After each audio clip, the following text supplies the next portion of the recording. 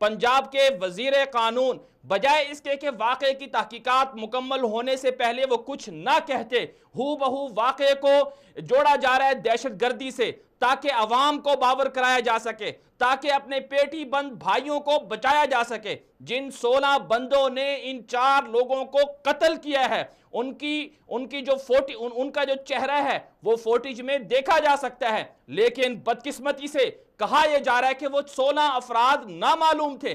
कैसे नामालूम हो गए? क्या सीटीडी वालों को पता नहीं है कि 16 बंदे कौन थे? क्या वीडियो फुटेज में नहीं देखा जा सकता कि वो 16 बंदे कौन थे? उसके बाद नाज़रीन किराम, आपको खुद फैसला करना है कि हकाइक क्या हैं, कसूरवार कौन है। क्या जालिमों को, कातिलों को इंसाफ के कटहरे में खड़ा किया जाएगा? इस वक्त हम आपको अपनी स्क्रीन पर दिखाते, वीडियो देखें, फिर उसके बाद वापस आते हैं, मजीद बात करेंगे इस पर। असल महक़क़ात से भी आगाह करना चाहूँगा। सीटीडी के मौक़िफ़ के मुताबिक ये ऑपरेशन 100% इंटेलिजेंस बेस्ड पर और ठोस शाहिद और मुकम्मल मालूमात बमे सबूत पर किया गया। दरअसल ज़ीशान के कुछ अर्सा से दाइश के एक ख़तरनाक नेटवर्क के साथ ताल्लुकात थे और ये काम कर रहा था। ज़ीशान की कार भी दहशतगर्दों के इस्तेमाल में थी। आपने वीडियो देखी, इसमें आपने मुलाहजा किया पंजाब के वजीर कानून अपने साथी वज़रा के साथ बैठकर प्रेस कॉन्फ्रेंस कर रहे हैं।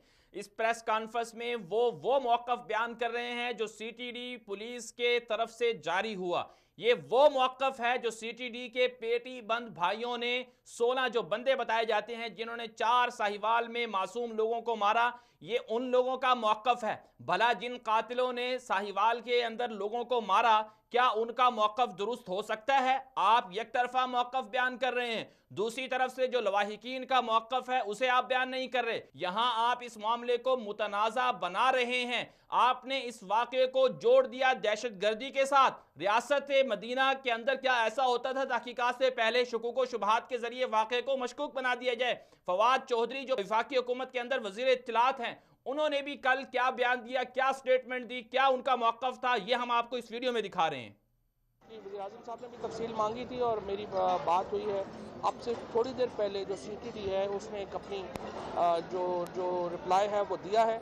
बज़ाहिर लग ये रहा है कि जो टेररिस्ट थे उन्होंने कोई ह्यूमन शील्ड इस्तेमाल किया है और उसमें जो तहकीकात है इब्तदाई उसमें यह है कि ये लोग, उसमें सीटीडी तो ये कह रही है कि ये काफ़ी बड़े टेररिस्ट हैं। ये एक मौक़िफ़ है तहरीक इंसाफ की हुकूमत का, जिसकी जिम्मेदारी है कि वो अवाम को इंसाफ मुहैया करें, लेकिन बदकिस्मती से वो वही ज़ुबान बोल रहे हैं, वही वाक़या बयान कर रहे हैं जो उनको बताया जा रहा है। तहकीकात से पहले खुद मुतनाज़ा और गुमान के ऊपर बातें कर रहे हैं।